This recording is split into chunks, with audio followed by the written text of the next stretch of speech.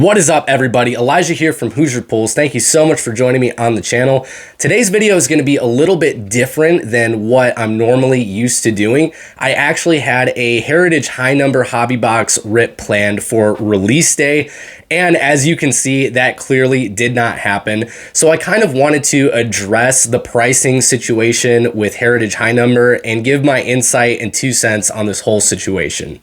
So if you're new to collecting, Topps Heritage is a yearly set that is released that pays tribute to an older Topps design and has really unique cards and inserts that relate to that specific year. So over the past couple years, Heritage has been going through the 1970s Topps design. Last year we had 1974. This year we have 1975. It's always been a really fun product. It's been known as a collector's product. People like me love to put the whole set together, and there are usually 2 releases: Topps Heritage, which happens earlier in the year, and then Heritage High Number, which is kind of an updated series that gives you players that got traded to new teams, as well as rookies that did not show up in the regular set. Now, another detail that I wanted to point out about Topps Heritage is that it has historically been a very affordable product. It is what has drawn me to buy hobby boxes. They usually release at around $80 to $90. And in a world where there's hobby boxes that release at $800 to $1,000 of premium product, being able to open one of my favorite sets in hobby format for under $100 has always been a huge plus for me. Now, prior to the actual release date of Heritage High Number, we saw a lot of the big box distributors pre-release this product for $120 on pre-sale. That was abnormally high for a Heritage product. Now, there were a variety of factors that I definitely considered warranted that $120 pre-sale price. You have an amazing rookie class. You have rookies that didn't make it into last year's Heritage, such as Elly De La Cruz with his autographs, as well as Jason Dominguez. So you kind of have a more padded rookie checklist in addition to Paul Skeens, Jackson Merrill, Jackson Churio, Jackson Holiday. But even at $120, I still remained very skeptical, and I promised myself that I would not spend over $120. Me and my good friend Noma, we do the Card Geeks show together. We actually did an episode about the release of Heritage High Number, and I stated in that episode, this was before the release, about 2 weeks prior to it, I stated that I would not spend over $120 on Heritage High Number. I refuse to pay over $120. That hurts just to say Heritage and over $100 in the same sentence. And I encourage all of you collectors out there to stay strong and don't let the fear of missing out get to you, no matter how high this product seems to go. And boy, did it end up going through the roof. So just within a few days of the Heritage High Number scheduled release date, we saw the same big box distributors that released it on pre-sale for $120 raise the price to $220 to $250 per box. This seemed to just happen overnight. I had been checking some of the prices occasionally to see what my LCS might have it priced at, and I was blown away when I saw some of these prices for over $200. Now, when I actually went into my local card store to try and get a box on release day, they didn't have it out yet. I called the day before to see if they were going to have it, and they said they did. So it wasn't on the shelf when I walked in, and they actually told me that they had to do some pricing adjustment. So they actually took down the price off of the shelf while I was standing there and put a new price of $229 per box. That is insane. That is absolutely insane. And I am someone who I love supporting my LCS. I am always willing to give a few extra dollars to my LCS for a product that I might be able to get cheaper somewhere else. But you have to realize that they have to make a profit. If they sell these boxes for just a little over what they get at distributor cost, they're not going to make any money. They're not going to be able to keep the lights on. But I honestly just can't justify or support a $100 markup on a release day product. And the guy was actually talking to me and he said, we have to be competitive with others' prices. You see the online prices are going for $200 plus. And in my mind, I almost thought that, no, you don't. You really don't. You can still make a lot of money and make it affordable to the average collector, to the average consumer. Now, I might get people in my comments saying like, hey, that's how this works. That's how the economy works. I get that. Don't get me wrong. I'm not here to just complain and whine and moan, but I wanted to provide some perspective as someone who's collected for the past 15, 16 years on a product like Heritage High Number that I don't believe is going to continue appreciating in value from $230 to $250. Now, I had someone in the comments of me and Noma's video say that you can't honestly compare any other product to the 2024 rookie class.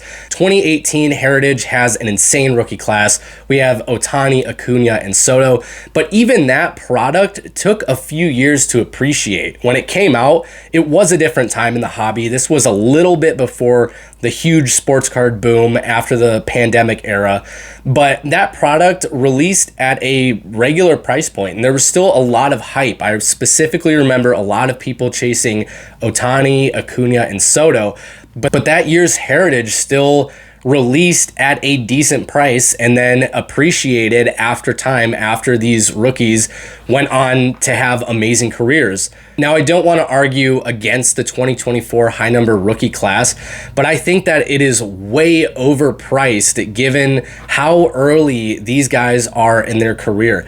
Yes, we have Paul Skeens who won Rookie of the Year, but anything could happen. People were super hyped over Julio and Bobby, and they've both gone on to have pretty steady careers. Bobby has been a monster. Julio, he still has time. I think he's still going to do really well, but those boxes with their rookie cards, with their real one autographs potentially in them, those are still under $100. So I just don't see how this Heritage release can sustain a price point of plus $200. So while I was still at the card store and they put out the Heritage High Number at $230 a box, the guy actually asked me, he's like, hey, so how many of these do you want? And I said, just respectfully, I was like, I don't want any. I was like, I promised myself I wouldn't pay over $120 for Heritage, and I'm definitely not going to pay over $200 for Heritage. I was like, but I will look at some other cards in here because I don't want to go home empty-handed.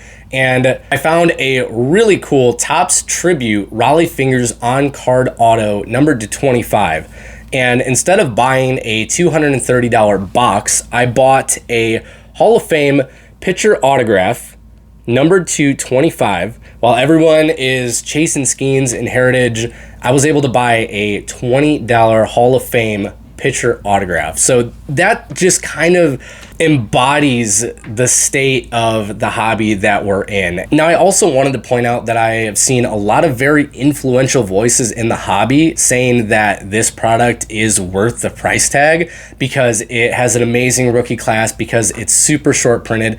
And I would just like to respectfully disagree. I think that we all have biases, whether we're conscious about them or not.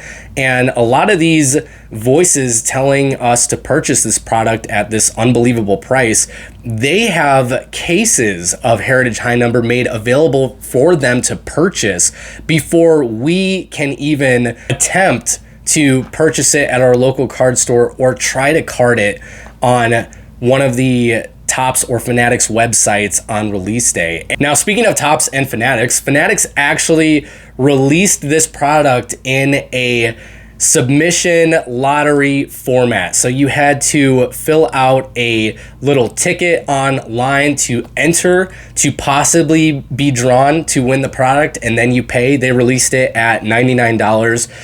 I entered. I did not win. I have not won any of the Fanatics raffles or drops. I'm sure a lot of you guys have the same frustration. Just thinking that I have to enter a raffle to try to purchase a hobby box of Heritage is just nuts to me. Now, on the other side, the Topps website actually dropped them live on their website, but the website was so congested with traffic. I was logged in. I had my Topps account ready to go. I was on the page. I tried carding one hobby box to my cart and it wouldn't even add it to my cart. That's how busy the site was. Now, I don't know how much of that was real activity from real people. I would like to assume that quite a bit of bots did eat up the product for people to later break. And this is not a rant against breakers. This is not a rant against Tops or Fanatics. This is just me giving my insight and 2 cents on the whole situation as a collector, as someone who loves heritage, as someone who hates to see this type of price gouging and just tomfoolery take place in the hobby. But I want to end this video on a positive note, and I'm going to double down on what I said previously. I would vote with your wallet. Do not spend $200 plus on a heritage high number hobby box. Odds are the card that you would probably want to pull, you can most likely buy on eBay for less than $200. I'm a huge Cubbies fan. I love Shota Imanaga.